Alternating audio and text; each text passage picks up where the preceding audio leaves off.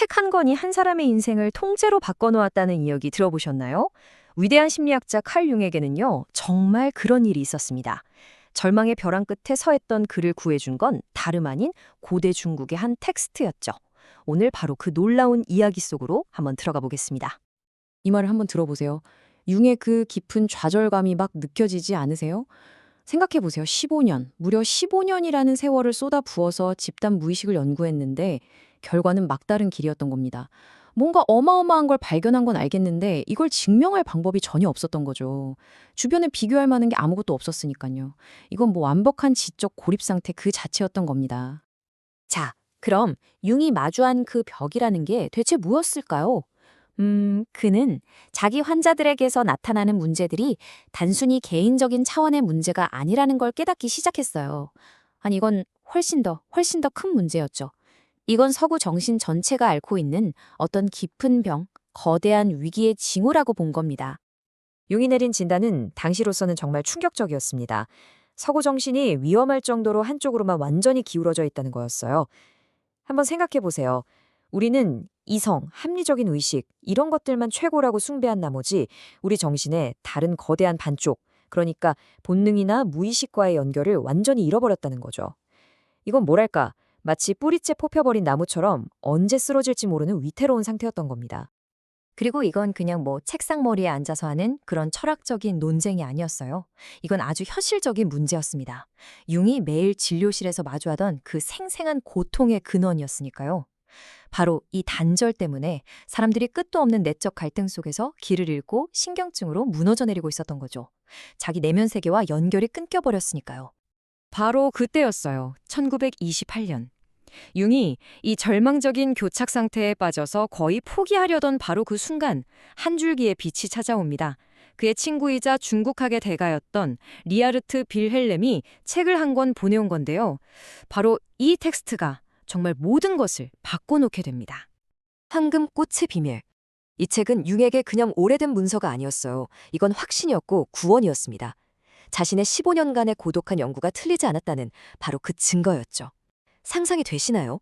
수세기 전 지구 반대편에 있던 도교의 현자들이 그려놓은 내면의 지도가 놀랍게도 20세기 유럽에 사는 자기 환자들의 무의식 속 지도와 정확히 일치했던 겁니다. 이건 정말 엄청난 발견이었죠. 자, 그렇다면 이 고대의 텍스트는 도대체 어떤 방법으로 이 분열된 의식과 무의식을 치유하라고 말하고 있을까요? 그 비밀이 뭘까요? 그 핵심 목표는 바로 도를 찾는 겁니다. 그런데 융은 이걸 그냥 신비로운 동양 사상 이렇게 본 게 아니에요. 이걸 아주 심리학적인 길 또는 방법으로 해석했습니다. 뭐냐면 분리되어 버린 우리의 의식을 삶 그 자체와 다시 연결하는 방법이라는 거죠. 이 한자를 한번 보세요. 머릿수 자와 갈착자가 합쳐져 있죠? 말 그대로 의식적인 머리를 가지고 나아가는 길이라는 뜻입니다. 그런데 이 책에서 제시하는 방법은요, 어쩌면 우리 서구인들에게는 가장 어려운 일일지도 몰라요. 바로 무위의 기술. 그러니까 일부러 뭔가를 하지 않는 기술이죠. 끊임없이 간섭하고 비판하고 어떻게든 통제하려는 우리 의식의 손을 딱 놓고 그냥 내면의 과정이 스스로 흘러가도록 내버려두고 지켜보는 것. 이게 바로 핵심입니다. 자, 그렇게 판단 없이 내면을 들여다보기 시작하면요, 정말 놀라운 일이 벌어집니다. 우리 정신이 스스로 지도를 그리기 시작하거든요. 시대를 초월해서 나타나는 어떤 보편적인 상징들을 통해서 말이죠. 그 상징들 중에서 가장 중요한 게 뭐냐면 바로 만다라입니다. 이 마법의 원은요, 전체성, 통합을 상징하는데요. 진짜 놀라운 건 융의 환자들이 이런 것에 대해 전혀 배운 적이 없는데도 자발적으로 만다라를 그리기 시작했다는 거예요. 수세기 동안 전 세계 모든 문화권에서 그려왔던 것처럼요. 이건 마치 우리 무의식이 자기 내면의 가장 신성한 중심을 보호하고 균형을 찾으려는 본능적인 시도 같은 거죠. 자, 여기 보이는 이 예시들을 한번 보세요. 정말 흥미로운 게 뭐냐면 이게 동양에서 가져온 그림들이 아니라는 겁니다. 전혀요. 이건 동양 철학에 대해서는 하나도 몰랐던 융의 평범한 유럽인 환자들이 직접 그린 만다라들이에요. 뭐 빛나는 꽃도 있고 성벽으로 둘러싸인 도시, 새와 뱀, 전부 이런 원형의 형태를 띠고 있죠. 이게 바로 그 증거입니다.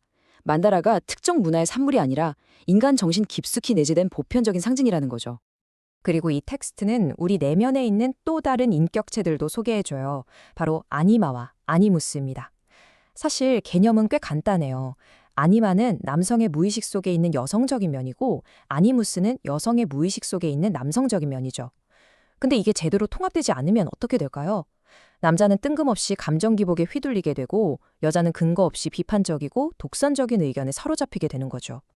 자, 그런데 이제 어쩌면 이 이야기 전체에서 가장 핵심적인 부분으로 넘어가야 할 것 같아요. 왜냐하면 융이 여기서 아주 강력한 경고를 하나 하거든요. 서양 사람들이 이 동양의 지혜를 제대로 이해도 못하고 그냥 어설프게 받아들일 때 얼마나 위험해질 수 있는지에 대해서요. 이거 정말 중요한 이야기니까 잘 들어보세요. 융은 이 오래된 중국 격언을 인용하는데요. 정말 기가 막힙니다. 그릇된 사람이 바른 방법을 쓰면 바른 방법이 그릇되게 작용한다. 이 말의 의미를 생각해 보세요. 어떤 기술이나 방법이 아무리 좋아도 그걸 사용하는 사람, 그 마음가짐이 올바르지 않으면 아무 소용이 없거나 오히려 위험하다는 거죠. 중요한 건 무엇을 하느냐가 아니라 누가 그것을 하느냐는 겁니다. 그러니까 융이 봤을 때 서양인이 그냥 유행처럼 요가나 명상을 흉내내는 건 그냥 자기 기만에 불과하다는 거예요. 왜냐고요? 그건 결국 또다시 의식적인 의지를 사용해서 뭔가를 억지로 하려는 거잖아요. 이건 완전히 핵심에서 벗어난 거죠.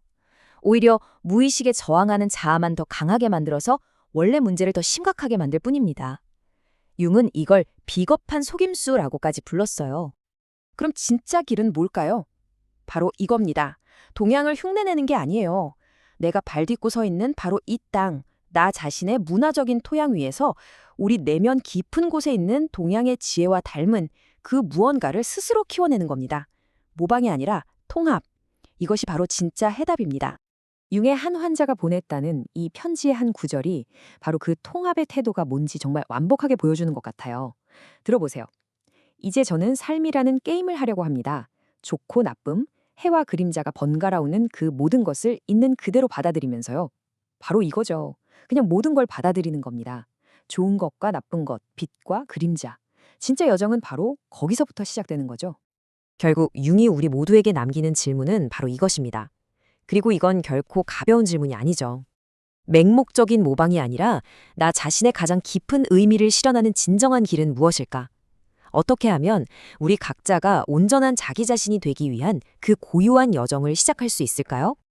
그 해답은 결국 우리 각자의 내면에서 찾아야만 할 겁니다.